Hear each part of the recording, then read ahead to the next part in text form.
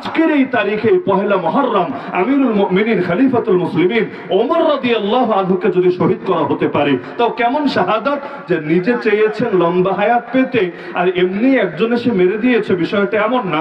সহিহ বুখারীর কিতাবুল জিহাদ খুললেই দেখবেন ওমর দোয়া করতেন আল্লাহর কাছে, ওয়াকালা ওমর আল্লাহুম্মা রযুকনি শাহাদাতান ফি সাবিলিক, হে আল্লাহ আপনার রাস্তায় আমাকে শহীদ মৃত্যু দান করেন। তো ওমরের জীবনের চাইতে তো আমার জীবন, আপনার জীবন, কারো জীবন বেশি দামি না। সে ওমর যদি আল্লাহর কাছে চেয়ে নিতে পারেন যে আল্লাহ আমাকে শাহাদাত দান করেন, আমরা কোন দুঃখে এই পবিত্র জিনিস চাইবো না? আরে শাহাদাতের জন্য কপাল লাগে, কপাল ছাড়া এটা নসিবে জোটে না। এটাতে এমন এক কপাল লাগে, বাজারে যখন মাল কিনতে যান তাহলে কোয়ালিটি কম থাকুক বেশি থাকুক সবাই কিন্তু কেনে। হয়তো কোয়ালিটি যেটার বেশি টাকাওয়ালারা কেনে, যেটার কোয়ালিটি কম যার পয়সা কম সে গিয়ে কেনে, কিন্তু যেটা পুরোই নষ্ট গন্ধ বের হচ্ছে ওটা কেনার আগ্রহ কিন্তু কেউ দেখায় না। এমনকি দোকানদার বিনামূল্যে দিতে চাইলেও নেয় না, যে তোর পচা মাল নিয়ে আমি কি করবো রে ভাই, যেই ব্যাগে নেবো ব্যাগটাই লস, আমার এই ব্যাগের দাম 5 টাকা 10 টাকা এটাই নষ্ট। তা আমার হায়াতের যদি দাম থাকে, দাম বেশি না ধরলাম, দাম কমই আছে, দিলে আশা রাখতে পারি আল্লাহ দুদিন আগে বা পরে আমাকেও বান্দা হিসেবে ডাক দিবে, ইয়া আইয়াতুহান নাফসুল মুতমাইন্না ইরজিই ইলা রাব্বিকি রাদিয়াতাম মারদিয়া।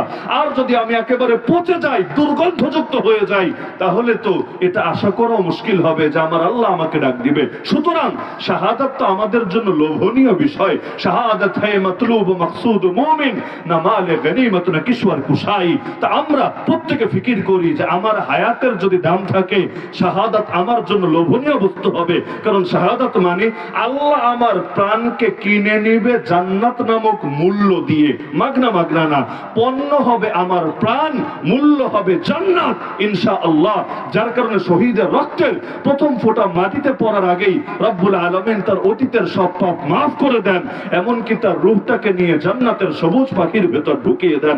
সুতরাং শাহাদাতে কোনো ভয় আছে? শাহাদাত নিয়ে টেনশনের কোনো কারণ আছে?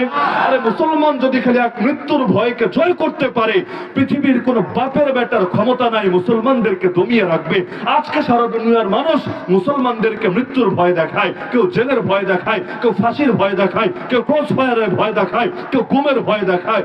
আরে যে নিজের প্রাণ আল্লাহর কাছে বিক্রি করে দিয়ে আল্লাহর পক্ষ থেকে কবে ডাক আসবে এর জন্য তলপাতে থাকে, আরে তার কাছে জেলে কি, তার কাছে ফাঁসি কি, তার কাছে গুমি কি, তার কাছে রিমান্ডি কি?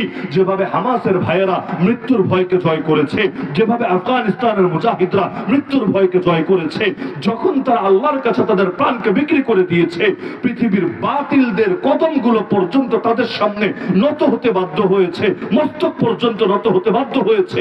তা আমরাও আমাদের প্রাণগুলো আল্লাহর কাছে বিক্রি করি না? বাংলার জমিনে তো অধিকাংশই আমরা 80%-এর বেশি মুসলমান, তাহলে অল্প কিছু কাদিয়ানির কাছে, অল্প কিছু নাস্তিকের কাছে, অল্প কিছু হিন্দুত্ববাদীর কাছে আমরা বারবার গালি খাবো কেন? বারবার ওরা আমাদের উপর মাস্তানি দেখাবে কেন? আরে আমরা যদি একযোগে ময়দানে নামি, ওদেরকে তো টর্চ লাইট দিয়েও খুঁজে পাওয়া যাবে না।